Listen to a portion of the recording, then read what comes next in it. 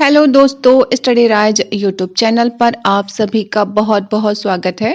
Study rise YouTube channel पर TGT PGT के practice set करवाए जा रहे हैं।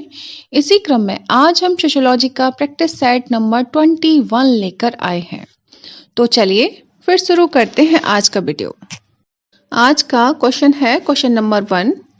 निम्नलिखित लेखकों में से किसने समाजशास्त्र के लिए सामाजिक भौतिकी पद का सर्वप्रथम उपयोग किया है? तो किसने सामाजिक भौतिकी पद का सर्वप्रथम प्रयोग किया है? ये तो सबको ही पता है। कौन है? स्पेंसर हैं या काम्टे हैं या टॉनीज हैं या बेबर हैं?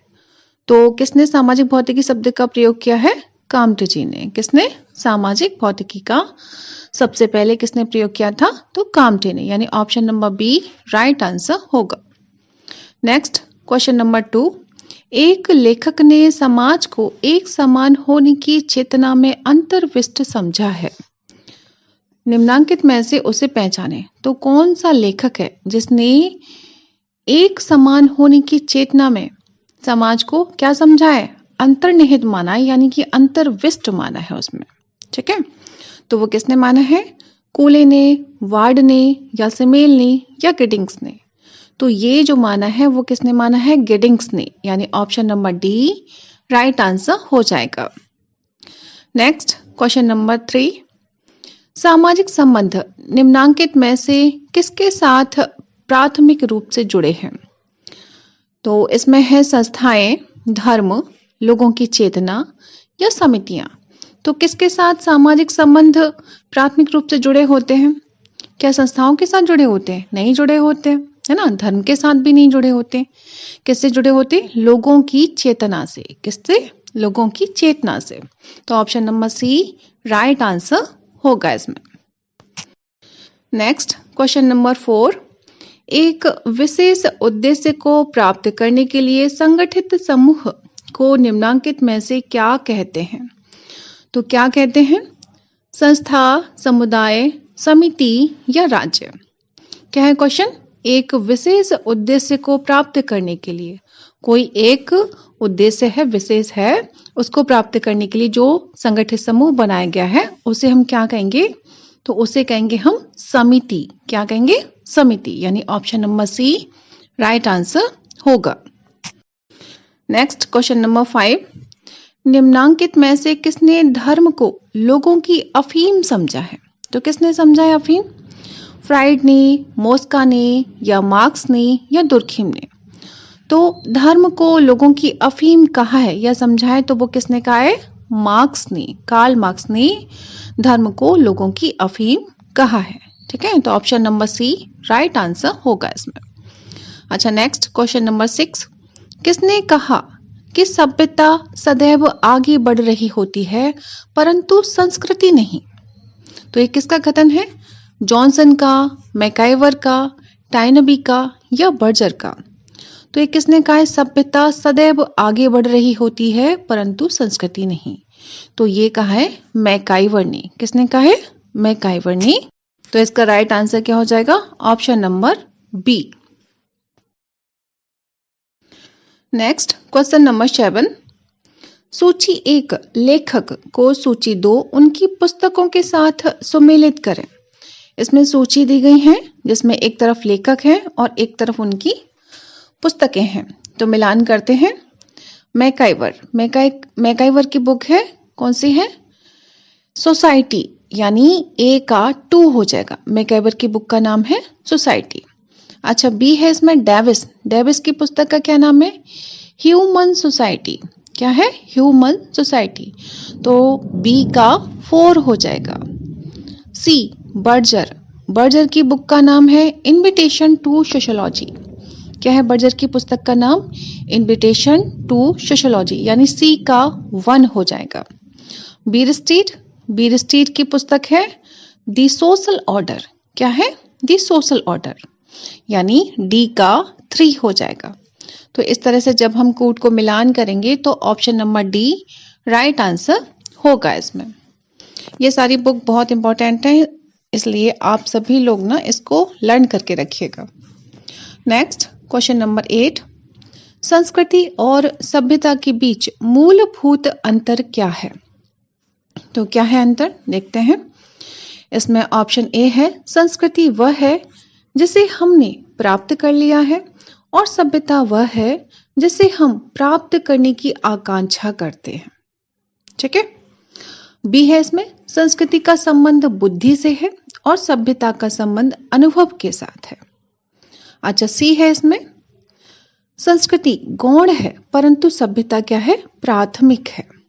और डी है, हम जो हैं वही संस्कृति है और जो हमारे पास है वह सभ्यता है। तो इसमें क्या पूछा था, संस्कृति और सभ्यता के बीच मूलभूत अंतर क्या है। ठीक है, तो मूलभूत अंतर कौन सा हो जाएगा, ऑप्शन नंबर डी, यानी हम जो हैं वह क्या है, संस्कृति है, और जो हमारे पास है, जो भी वस्तुएं हमारे पास है वो क्या है, वो सभ्यता है। ठीक है, तो option number D right answer हो जाएगा। नेक्स्ट क्वेश्चन नंबर 9, जो अनुष्ठान जीवन चक्र के एक चरण से दूसरे में व्यक्ति के जीवन में महत्वपूर्ण संक्रमण बिंदु होते हैं वे कहलाते हैं, वे क्या कहलाते हैं। तो भूमिका निभाना, जीवन यात्रा के संस्कार, या प्रस्तुति को निश्चित रूप देना, या फिर डी विन्यास यानी स्टेटस सेट। तो ये क्या कहलाता है, जो अनुष्ठान जीवन चक्र के एक चरण से दूसरे में व्यक्ति के जीवन में महत्वपूर्ण संक्रमण बिंदु होते हैं वे कहलाते हैं, क्या कहलाते हैं, जीवन यात्रा के संस्कार, यानी ऑप्शन नंबर बी जीवन यात्रा के संस्कार राइट आंसर हो जाएगा। नेक्स्ट क्वेश्चन नंबर 10, प्रत्याशी समाजीकरण की अवधारणा निम्नांकित में से किसने दी है। तो प्रत्याशी समाजीकरण की अवधारणा किसने दी है, ऑप्शन है इसमें मर्टन, पार्सन्स, होमस, समनर। तो जो प्रत्याशी समाजीकरण की अवधारणा है वो दी है मर्टन ने। किसने दी है, मर्टन ने दी है। ठीक है, तो option number A right answer होगा। नेक्स्ट क्वेश्चन नंबर 11, निम्नांकित दो कथन यानी अभिकथन ए और कारण आर पढ़िए और नीचे दिए कूटों की सहायता से सही उत्तर का चयन कीजिए। तो इसमें अभिकथन ए दिया है, समकालिक समाज में विवाह का सर्वाधिक सामान्य रूप एक विवाह प्रथा है। ठीक है, अब इसका कारण क्या बता रहे हैं, स्त्रियों का सामाजिक स्तर केवल एक विवाह प्रथा के जरिए ऊंचा उठता है। ठीक है, अब इसमें ऑप्शन देखते हैं। ऑप्शन में है ए और आर दोनों सत्य हैं और आर ए की सही व्याख्या है। बी है ए और आर दोनों सत्य हैं परंतु आर ए की सही व्याख्या नहीं है। सी है ए सत्य है परंतु आर असत्य है। और डी है ए असत्य है परंतु आर सत्य है। तो इसमें क्या हो जाएगा, तो इसमें देखो समकालिक समाज में विवाह का सर्वाधिक सामान्य रूप एक विवाह प्रथा है। तो ज्यादातर समाजों में क्या है, एक विवाह प्रथा चल रही है। ठीक है, और इससे क्या होता है, स्त्रियों का सामाजिक स्तर का जो लेवल है वो भी कैसा होता है, अच्छा रहता है, यानी बढ़ता है ना, केवल एक विवाह प्रथा के जरिए ही ऊंचा उठता है। तो इसका क्या हो जाएगा, ऑप्शन नंबर ए, यानी कथन और कारण दोनों सही हैं और इसकी व्याख्या भी सही है। तो इसका राइट आंसर क्या हो जाएगा, option number A. Next question number 12, सूची 1 को सूची 2 के साथ सुमेलित करिए और नीचे दिए गए कूटों से सही उत्तर का चयन कीजिए। अब इसमें सूचियों को मिलान करना है। ए है इसमें अंतर समूह और ब्रहा समूह।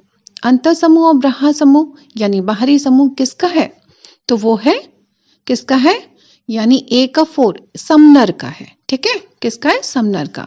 अंतर समूह एवं ब्रहा समूह किसने बांटा है, समनर ने। बी है इसमें प्राथमिक और गौण समूह। तो प्राथमिक और गौण समूह किसका है, कूले का है। प्राथमिक और गौण समूह किसका है, कूले का। अच्छा, सी है इसमें समुदाय गेमाइन सॉफ्ट और समिति गैजेल सॉफ्ट। ये किसकी है, किसने बांटा है इनमें, तो ये बांटा है टोनीज ने समुदाय को, यानी कि गेमाइन सॉफ्ट और समिति को गैसेल सॉफ्ट टोनीज ने बांटा है। तो सी का 2 हो जाएगा। और डी है इसमें समवृत्त और विवृत्त समूह। तो ये किसका है, ये बांटा है होमस ने। किसने बांटा है, होमस ने, समवृत्त और विवृत समूह, तो ये बांटा होमस ने। अच्छा, इसके अकॉर्डिंग जो राइट आंसर हो जाएगा वो कौन सा होगा? ऑप्शन नंबर बी सही हो जाएगा। Option number B right answer होगा। नेक्स्ट क्वेश्चन नंबर 13, जब उच्च जाति की लड़की निम्न जाति के लड़के के साथ विवाह करती है तो वह व्यवस्था कहलाती है। क्या कहलाती है? देवर विवाह, अनुलोम या साली विवाह अधिकार, सोरोरैट या फिर प्रतिलोम। ठीक है, तो जब उच्च जाति की लड़की निम्न जाति के लड़के के साथ विवाह करती है तो वो व्यवस्था कौन सी कहलाएगी? तो वो कहलाएगी प्रतिलोम विवाह। कौन सा? यानी ऑप्शन नंबर डी प्रतिलोम विवाह। जैसे कोई एक जनरल की लड़की है, जनरल कास्ट की लड़की है और वो किसी एससी या एसटी से मैरिज कर ले तो वो क्या होगा? कौन सा विवाह कहलाएगा? प्रतिलोम विवाह। ठीक है, तो option number D right answer हो जाएगा। नेक्स्ट क्वेश्चन नंबर 14, मातृ सत्तात्मक परिवार में स्त्री की स्थिति को समस्त मामलों में सर्वोच्च माना जाता है। निम्नांकित में से कौन सी विशेषता इसकी नहीं है? अब देखो इसमें कौन सी विशेषता सही नहीं है उसको हमें बताना है। तो ए है इसमें वंश परंपरा माँ के जरिए चलती है। बी, ये तो सही है ना, वंश परंपरा जो है वो माँ के जरिए चलती है मातृ सत्तात्मक परिवार में। अच्छा, बी है विवाह संबंध स्थायी नहीं है, तो ये भी सही है, वहां पे क्या है? विवाह संबंध स्थायी नहीं होते। अच्छा, सी है पत्नी अपने पति के घर में रहती है, तो ये क्या है? गलत है। क्या है? गलत। अच्छा, डी है इसमें स्त्रियों को संपत्ति उत्तराधिकार से प्राप्त होती है, तो ये भी सही है। अच्छा, इसमें क्या पूछा था? मातृ सत्तात्मक परिवार में स्त्री की स्थिति को समस्त मामलों में सर्वोच्च माना जाता है। निम्नांकित में से कौन सी विशेषता इसकी नहीं है? ठीक है, नहीं पूछा है तो option number C right answer हो जाएगा इसमें। और तो सारी विशेषताएं पाई जाती हैं, तीनों विशेषताएं ए बी डी विशेषता पाई जाती है, लेकिन सी वाली जो विशेषता है वो नहीं पाई जाती है। जो मातृ सत्तात्मक परिवार होता है उसमें पति जो होता है वो पत्नी के घर जाकर निवास करता है, वहीं पर रहता है। ठीक है, तो option number C right answer हो जाएगा। अच्छा, नेक्स्ट, वैशिष्टिक परिवार की अवधारणा किसने प्रस्तुत की है? वैशिष्टिक परिवार, तो इसमें ऑप्शन है मडाक, जिम्मरमैन, दुर्खीम या वार्नर। तो वैशिष्टिक परिवार की अवधारणा दी है किसने? जिम्मरमैन ने। किसने दी है? ऑप्शन नंबर बी जिम्मरमैन लिखा होता है, कहीं जिम्मरमैन लिखा होता है। ठीक है, तो कंफ्यूज नहीं करना है, बस यही इसी को टिक करना है। ठीक है, तो वैशिष्टिक परिवार की अवधारणा किसने प्रस्तुत की है? जिम्मरमैन ने। Option number B right answer होगा। तो फ्रेंड्स, आज के लिए बस इतना ही। यदि वीडियो पसंद आती है तो लाइक शेयर कमेंट करना ना भूलें और जो भी चैनल को फर्स्ट टाइम विजिट कर रहे हैं वो चैनल को सब्सक्राइब अवश्य करें। Thanks for watching my video.